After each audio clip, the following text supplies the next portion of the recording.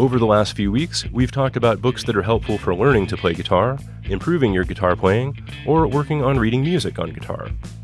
This week, though, is for anyone who simply loves the sound of the guitar, or those who have some favorite guitar players.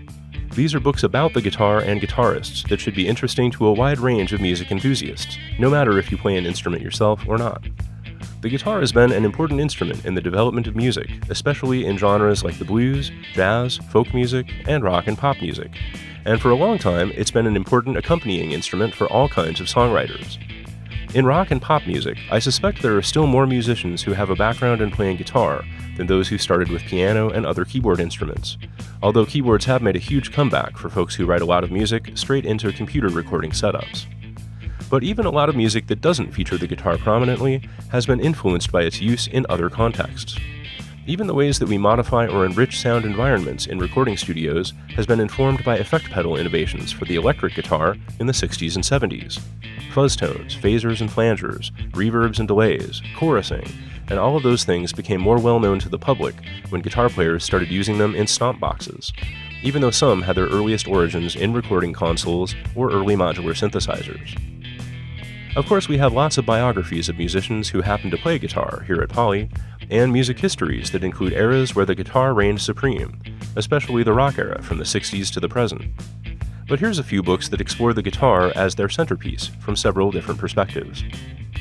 My favorite of these, and a really underrated book, is called A Perfectly Good Guitar: Musicians on Their Favorite Instruments by Chuck Hawley. Here you'll find a ton of interesting short interviews featuring 46 artists from a wide range of backgrounds. Some are well known as performers themselves, while others are studio musicians and journeyperson type players who work in lots of bands as support musicians. Most of them have long musical careers, and many guitarists start to gravitate toward one or two particular guitars over years of playing. This book talks to them about those favorite instruments, where they came from, why they love them, what kinds of music they've been inspired to play with them. Many of their instruments are well-loved vintage guitars, lap steels from the dawn of electrified instruments, or handmade acoustics designed to perfectly fit their hands. But sometimes their favorite guitars turn out to be more sentimental.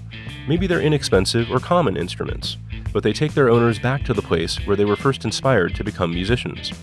Or sometimes they're reminded of dear friends who gave these instruments to them, or who used to own them and have since passed on. That's the real beauty of a perfectly good guitar. Ultimately, it's not about the guitars at all, but the relationships and the musical growth they represent. At the end of the day, they're simply tools, even when we ascribe some mystical mojo to certain instruments.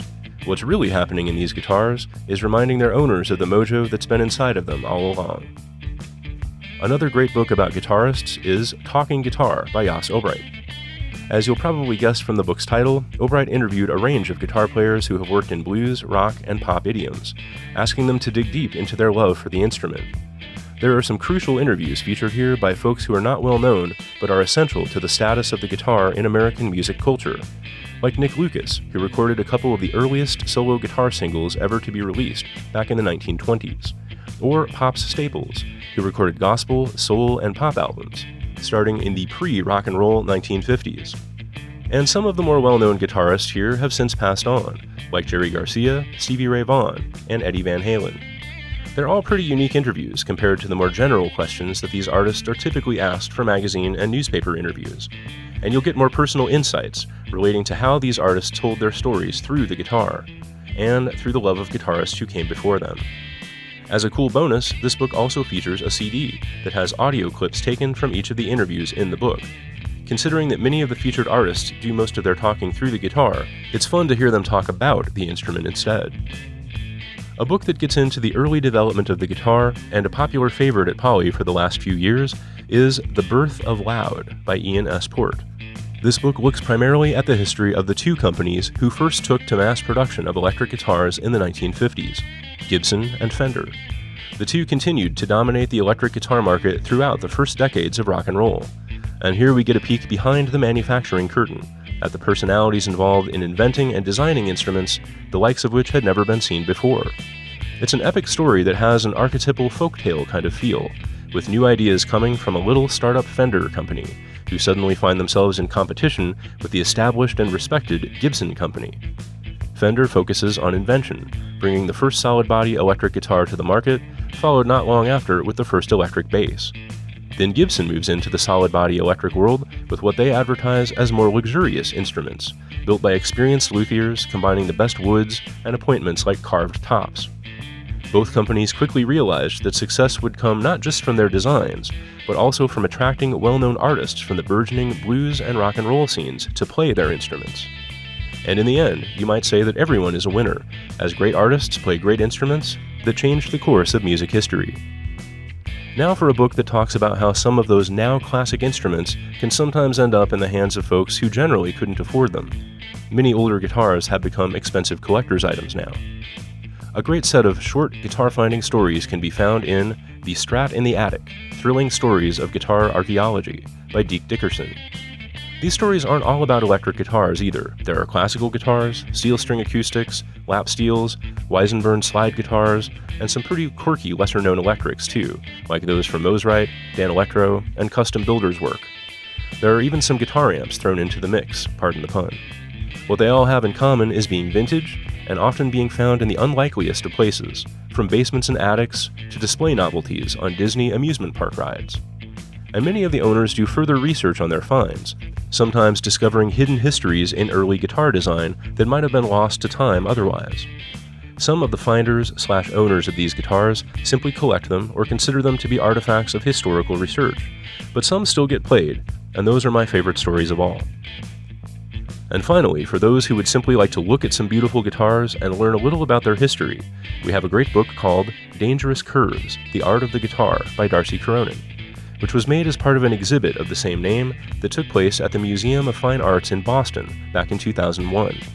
It reminds me a little of the current exhibit at the Durham Museum in Omaha that's been traveling around the country.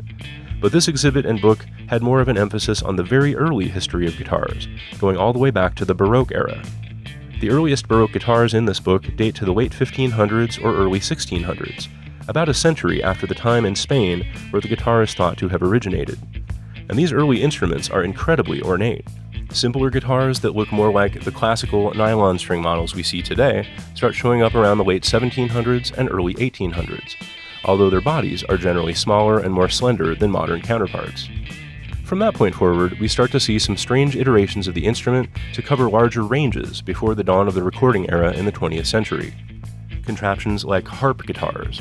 And then the early 20th century highlights a transition from nylon-stringed instruments to steel strings, made possible by improvements in bracing the tops of guitars so they could withstand the extra string tension. At about the halfway point in the book, electric instruments start to appear, first as lap steel guitars, and then as solid-body electrics in the 1950s.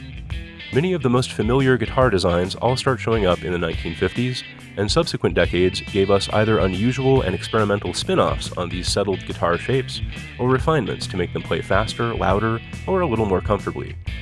Even a few acoustic guitar innovations continue to appear later, though, like the synthetic round-back Ovation guitars that first appeared in the late 60s. Some advanced guitar-like instruments, like the Chapman Stick, whose prototype was designed at the Offutt Air Force Base, by the way, also make appearances in this book. So there's a few books worth reading if you love the guitar, regardless of whether or not you play. Thanks for tuning in, and I hope to see you at the library soon.